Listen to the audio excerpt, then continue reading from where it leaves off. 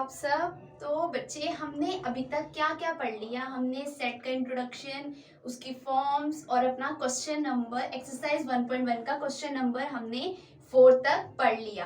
तो बच्चों आज के लेक्चर में हम स्टार्ट करेंगे अपना क्वेश्चन नंबर 5। ठीक है, तो क्वेश्चन नंबर 5 की तरफ चलते हैं हम।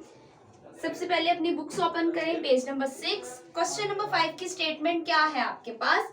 Which of the following collections are not sets and why? आपने बताना है कि नीचे जितनी आपके पास कलेक्शन दी गई है ये सेट क्यों नहीं है। ठीक है, ये सेट है या नहीं, पहले तो आपने ये बताना है। और अगर ये सेट है तो क्यों है, और सेट नहीं है तो क्यों है, आपने रीजन भी देना है। ठीक हो गया बच्चों? तो क्वेश्चन नंबर 5 हम यहाँ पे लिखना स्टार्ट करते हैं।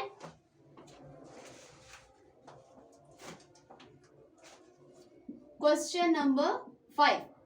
अब बेटा आपके पास जो फर्स्ट है इसका part A is equal to BAN के आपके पास दिया गया है bank. A is equal to BAN के। जी बच्चों, तो सबसे पहले तो आपको सेट की डेफिनेशन पता होनी चाहिए। हम क्या करेंगे, सबसे पहले यहाँ पे हम सेट की डेफिनेशन लिख लेते हैं। ठीक हो गया, ताकि आपको याद रहे कि हमने किस किस चीज को देख के बताना है कि ये सेट है या नहीं। यहाँ पे लिख लिया, collection of well defined and distinct objects। ठीक हो गया बच्चों, हमने यहाँ पे लिख ली सेट की डेफिनेशन। अब सेट की डेफिनेशन मैंने आपको बताया था कि दो चीजें ऐसी हैं जो कि होना उस स्टेटमेंट में जरूरी है, तब हम कहेंगे कि वो कलेक्शन आपके पास सेट है या नहीं है। तो हमने देखा बच्चों कि इसके अंदर क्या है, वेल डिफाइंड और डिस्टिंक्ट। ठीक हो गया। अब हम देखेंगे अपने हर पार्ट के अंदर क्या आपके पास वेल डिफाइंड और डिस्टिंक्ट की कंडीशन सेटिस्फाई है, तो हम कह देंगे कि ये आपके पास जो है वो सेट है या नहीं है। अब फर्स्ट आपके पास क्या है, BANK। अब बच्चे मुझे बताएं कि क्या ये आपके पास कलेक्शन सेट कहलाएगी या नहीं। अगर यस तो वाई, अगर नो तो भी वाई। ठीक हो गया, चलिए जल्दी से बताएं मुझे। BANK bank, well defined statement तो आ गई। डिस्टिंक्ट डिफरेंट है, बिल्कुल डिफरेंट भी है।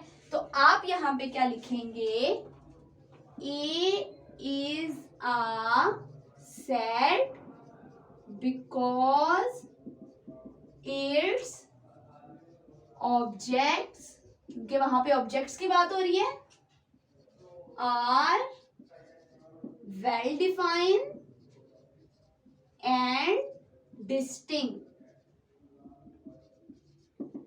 ठीक हो गया बच्चों, ये आपने रीजन दे दिया।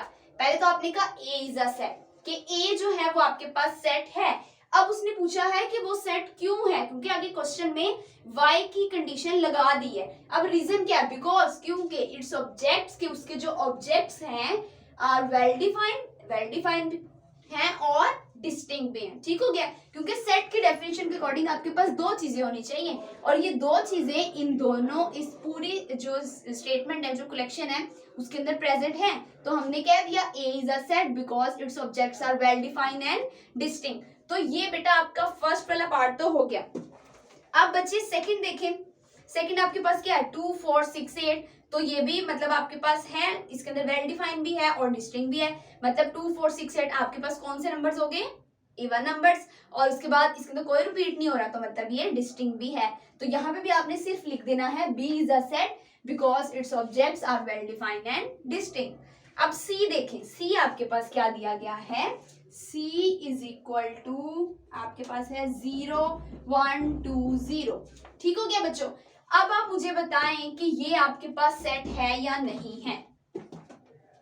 जी 0 1 2 0। अब देखिए जल्दी से माइंड में क्लिक करें कि ये डेफिनेशन के अकॉर्डिंग ये स्टेटमेंट सही है, ये कलेक्शन सही लिखी हुई है।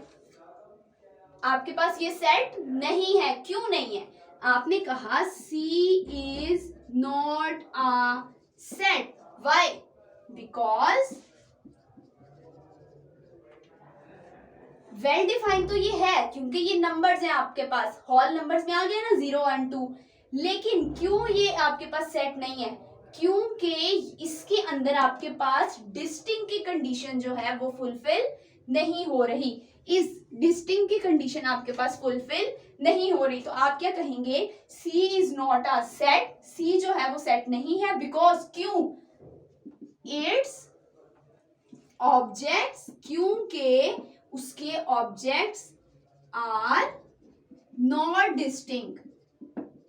ठीक हो गया, वेल डिफाइंड तो है ना, सिर्फ डिस्टिंक्ट नहीं है, क्योंकि वो रिपीट हो गया, डिफरेंट नहीं है, सेम है उसके अंदर, तो उसके अंदर सिर्फ आपके पास एक कंडीशन जो है वो नहीं लग रही, तो बेटा इसीलिए आपने बोला कि सी जो है वो आपके पास सेट नहीं है, क्योंकि उसके ऑब्जेक्ट्स जो हैं वो आपके पास डिस्टिंक्ट नहीं है। अंडरस्टैंड, तो ये अगर डिस्टिंक्ट और वेल डिफाइंड दोनों नहीं होंगे तो फिर आप दोनों लिखेंगे, अगर सिर्फ एक कंडीशन उसके अंदर सही नहीं होगी तो फिर आप उसी का नाम लिखेंगे। अंडरस्टैंड। अब बेटा नेक्स्ट आपके पास क्या है, सेम आपके पास डी भी ऐसे है, वो भी आपने लिख लेना है, सिर्फ यहाँ पे आपने डी लिख लेना है। उसके बाद ई देखें, ई में भी आपके पास एल और एल 2 दफा आ गया है तो वो भी डिस्टिंक्ट नहीं हुआ, यहाँ पे आपने वो भी लिख लेना है। अब एफ देखें, एफ मुझे जल्दी से बताएं आपके पास सेट है या नहीं है, एफ आपके पास सेट है, वेरी गुड। अब देखें जी, देखें the set of story books, अब अगर मैं यहाँ पे लिखूं जी इज इक्वल, आपके पास दिया गया है the set of story books, तो बेटा आपने देखा कि सेट ऑफ स्टोरी बुक्स, उसने यहाँ पे ये नहीं कहा set of good story books, set of bad story books, मतलब कोई एडजेक्टिव यहाँ पे इस्तेमाल नहीं किया, सिर्फ उसने कहा है कि आपके पास सेट है किसका, स्टोरी बुक्स का, तो इसका मतलब है कि ये आपके पास सेट हुआ या नहीं, जल्दी से बताएं मुझे ताकि मैं यहाँ पे मेंशन करूं।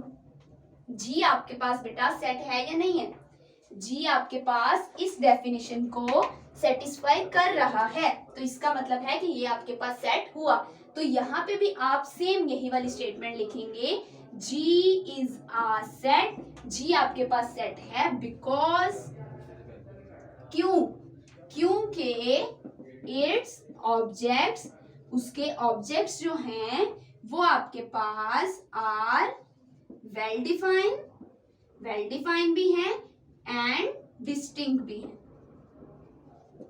ठीक हो गया बच्चों, तो ये आपने कर लिया। अब देखें, अब हम चलते हैं अपने नेक्स्ट पे, जो कि है आपके पास सेट ऑफ ब्यूटीफुल बर्ड्स। अब उस ब्यूटीफुल बर्ड देखें, अब ब्यूटीफुल बर्ड आपके लिए ब्यूटीफुल में भी, मुझे अब पैरेट पसंद है, क्यों पैरेट पसंद है, पैरेट कलर की वजह से मुझे पैरेट पसंद है। अब आपको जो है वो कोई, मतलब आपको पैरेट कलर नहीं पसंद है तो आपको पैरेट नहीं। ब्यूटीफुल की कोई आपके पास डेफिनेशन है स्पेसिफिक, ब्यूटीफुल आप किसको कहते हैं, हम तो कहते हैं ना जो ब्यूटीफुल हमें अच्छा लग गया हमने उसे ब्यूटीफुल कह दिया। अब आपके लिए ब्यूटीफुल कोई इसकी स्पेसिफिक डेफिनेशन आपके पास नहीं है, तो इसका मतलब कि जो ब्यूटीफुल बर्ड का वर्ड है, ब्यूटीफुल की वजह से वो आपके पास सेट नहीं है। क्यों नहीं है, अगर मैं यहाँ पे लिखूं कि है आपके पास H is equal to the set of beautiful birds. जी बेटा, तो अब आप ये देखें कि इस ब्यूटीफुल वर्ड की वजह से, एक एडजेक्टिव है ना, तो मैंने क्या बोला था कि आपके पास वेल डिफाइंड में वो स्टेटमेंट नहीं होनी चाहिए जिसके अंदर एडजेक्टिव प्रेजेंट हो। मैंने कहा था नो एडजेक्टिव नॉट प्रेजेंट, तो जबकि इस स्टेटमेंट के अकॉर्डिंग तो एडजेक्टिव प्रेजेंट है, तो इसका मतलब क्या हुआ कि ये आपके पास सेट नहीं है। क्यों, क्योंकि इसके ऑब्जेक्ट जो हैं वो नॉट वेल डिफाइंड। यहाँ पे आप क्या लिखेंगे, H is not a set, set नहीं है, क्यों, because its objects, उसके objects are not well defined, well defined. ठीक हो गया बच्चे, क्योंकि इसके ऑब्जेक्ट्स आपके पास वेल डिफाइंड नहीं थे, इसीलिए आपने कहा कि जो एज आपके पास कलेक्शन दी गई है वो आपके पास सेट नहीं है। अंडरस्टैंड जी। नेक्स्ट देखें आप, उसके बाद रिच पीपल। अब रिच की कोई डेफिनेशन है, अमीर को हम क्या कहेंगे, उसके बाद कितने पैसे होंगे तो वो अमीर होगा, नहीं है ना आपके पास रिच की कोई डेफिनेशन। इसका मतलब है ये भी आपके पास वेल डिफाइंड नहीं है, तो सेम आप यहाँ पे भी लिखेंगे यही वाली स्टेटमेंट। अंडरस्टैंड। देन जे देखें, the set of students in a 7th class, मतलब 7th क्लास की बात हो रही है तो इसका मतलब है कि आपको एक स्पेसिफिक, आप उसको देख सकते हैं, वेल डिफाइन भी है 7th क्लास, डिस्टिंक्ट, हर स्टूडेंट कोई भी सेम नहीं होगा, इसका मतलब है कि वो क्या है, जे भी आपके पास सेट है। Then K, the set of fish in the river Ravi, अब fish in the river Ravi इसका मतलब क्या है कि आप फिश को, आपको स्पेसिफिक कर दिया ना, फिश का सेट है तो मतलब ये आपके पास सेट कंसीडर होगा। आप क्या करेंगे, ये वाली स्टेटमेंट लगाएंगे। यहाँ पे कौन सा है इसका, K is a set because its objects are well defined and distinct, तो आपने ये वाली कंडीशन यहाँ पे लगा दी। ठीक हो गया बेटा। अब देखिए नेक्स्ट आपके पास क्या है, the set of bad students in the school. अब बैड की कोई डेफिनेशन है आपके पास, मैंने बोला था किसी भी चीज की अच्छाई या बुराई आपके पास नहीं बयान होनी चाहिए, तो बैड यहाँ पे एडजेक्टिव आ गया, तो आप क्या कहेंगे, ये वाली कि जिसके अंदर जो आपके पास एल है is not a set because its objects are not well defined. ठीक हो गया बेटा। देन आप क्या कह रहे हैं, सेट ऑफ वुडन चेयर। अब वुडन चेयर आपके पास ऑब्वियस सी बात है लकड़ी की चेयर है। अगर मैं यहाँ पे लिखूं सेट ऑफ वुडन चेयर्स, यहाँ पे मैंने लिख दिया जी सेट ऑफ वुडन चेयर्स, तो बेटा वुडन चेयर्स उसने आपको बता दिया, आपके पास स्पेसिफिक है चेयर्स, आप उसको देख सकते हैं, और इसके अंदर वेल डिफाइंड भी है, डिस्टिंक्ट भी है, मतलब ये प्रॉपर वुडन, आप लकड़ी को ही वुड बोलते हैं ना, प्लास्टिक को तो वुड नहीं बोलते, तो इसका मतलब है कि ये आपके पास वेल डिफाइंड हुआ। तो आप सेम यही वाली स्टेटमेंट इस पे अप्लाई कर देंगे, ये वाली, कि जो आपके पास लास्ट वन इसका क्या है, M is a set because its objects are well defined and distinct. तो बेटा ये आपका था क्वेश्चन नंबर 5, जो कि आपने डेफिनेशन के अकॉर्डिंग देख लिया कि कौन सा आपके पास सेट है और कौन सा सेट नहीं है, और क्यों नहीं है और क्यों है। तो अब बेटा हम चलते हैं अपने क्वेश्चन नंबर 6 की तरफ। ठीक हो गया बच्चे। अगर मैं कहूं कि यहाँ पे उसने क्या बोला है आपको लिखने के लिए, list the element of the following set, question number 6। बेटा आपने सिर्फ लिस्ट करने हैं, मतलब सिर्फ आपने लिखने हैं जो आपको यहाँ पे स्टेटमेंट्स दी गई हैं, आपने उनको सेट की फॉर्म में सिर्फ उसके एलिमेंट्स को लिस्ट आउट करना है। अंडरस्टैंड बच्चों। तो अब देखिए फर्स्ट क्या है, द सेट ऑफ 5 कंट्रीज। अब 5 कंट्रीज के नाम आपने लिखने हैं, ऐसा सेट है जिसके अंदर आपके पास 5 कंट्रीज के नाम है। ठीक है, अब 5 कंट्रीज के कोई से भी नाम आप यहाँ पे लिख सकते हैं, पार्ट 1 है इसका। अब बेटा कोई से भी 5 कंट्रीज के नाम आप लिख लें, पाकिस्तान, देन कॉमा से सेपरेट किया, आपने लिस्ट आउट करने हैं ना सिर्फ, पाकिस्तान, चाइना, इंडिया, उसके बाद अमेरिका और जापान। ठीक हो गया बच्चों। तो ये मैंने लिस्ट आउट कर दिए जी 5 कंट्रीज के नाम। ठीक हो गया, सिर्फ जो वहां पे लिखे उसको आपने इस तरह से कॉमा सेपरेट करके लिख देना है। अब सेकंड क्या है, द सेट ऑफ 3 गेम्स, कोई से भी 3 गेम्स के नाम, फुटबॉल, क्रिकेट, हॉकी लिख सकते हैं आप, फुटबॉल, बैडमिंटन, हॉकी, कुछ भी आप लिख सकते हैं। उसके बाद the set of first 10 natural numbers. अब बेटा नेचुरल नंबर्स क्या होते हैं, जो कहां से स्टार्ट हो आपके पास, वो आपके पास स्टार्ट होते हैं 1 से, तो फर्स्ट 10 लिखने हैं, 2, 3, 4, 5, 6, 7, 8, 9 एंड 10। तो ये आपने लिख लिए फर्स्ट 10 नेचुरल नंबर्स। अब देखें बेटा फोर्थ वन आपके पास क्या है, set of first 8 even numbers. Even numbers लिखने हैं, किसके इवन नंबर क्या होते हैं, जो कि 2 के टेबल पे जाएं। मतलब अगर मैं यहाँ पे लिखूं आपके पास 2 का table, 2, 2 1 the 2, 2 2 the 4, 2 3 the 6, 2 4 the 8, 2 5 the 10, 2 6 the 12, 2 7 the 14, 2 8 the 16। अब उसने क्या बोला है, आपने कितने नंबर्स लिखने हैं, फर्स्ट 8। तो हम काउंट करते हैं 1 2 3 4 5 6 7 8। हमने देख लिया कि ये फर्स्ट 8 ही आपके पास इवन नंबर्स हैं, तो हम इनको यहाँ पे लिख देते हैं। ये आपके पास है पार्ट नंबर 4, 2 4 6 8 10 12 14 एंड 16। तो ये बेटा लिख दिया है आपने इवन नंबर्स को। ठीक हो गया।